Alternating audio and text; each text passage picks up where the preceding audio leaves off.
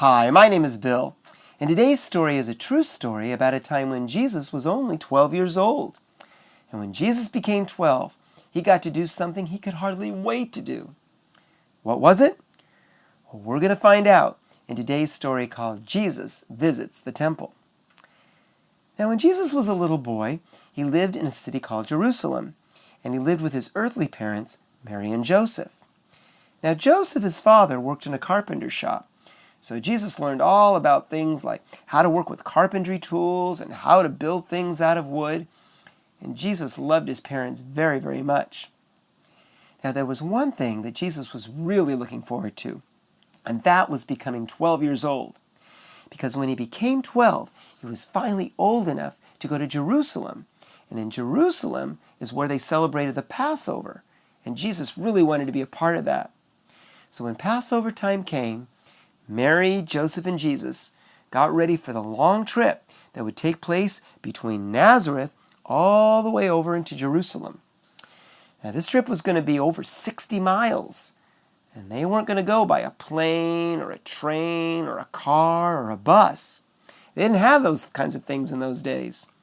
You know how they had to get there? They had to walk. That's right, they had to walk over 60 miles. And it was going to take 2 very long days. But Jesus didn't mind. He was very excited to go. So they started the trip early in the morning.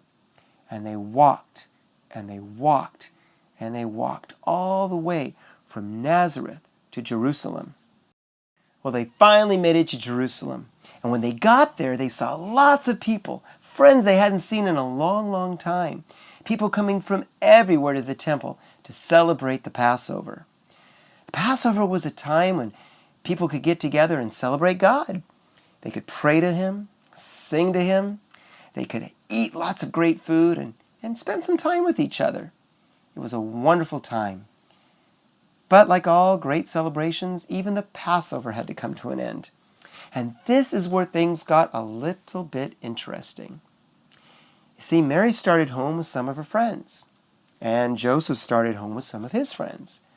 And they'd been walking all day when finally, as nighttime approached, they got together again and started talking. And I would imagine that the conversation went something like this.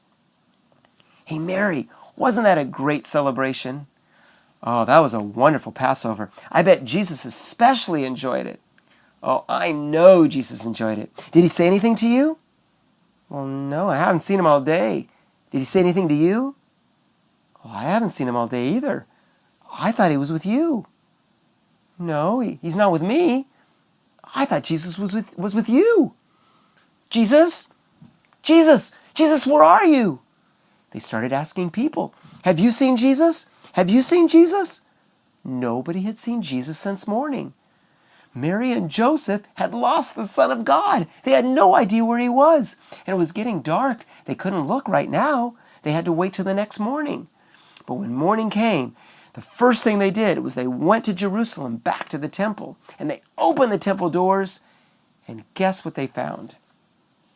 There was Jesus, calm as could be. He was talking to the leaders there. And the leaders couldn't believe how much this little boy knew about God. Well, Mary said, "Jesus, where have you been?" And Jesus said, "Didn't you know I'd be here in my Father's home?" And Mary said, "Jesus, it's time to go right now." Well, Jesus didn't put up a fuss. He said goodbye to his new friends, and he followed Mary and Joseph all the way back to Nazareth. You see, Jesus loved Mary and Joseph and respected them. And God wants us to respect the people that care for us too. And one way we respect them is by obeying them. We do what they tell us to do right away. Well, that's our lesson for today. I hope you come back next time. We've run out of time for now.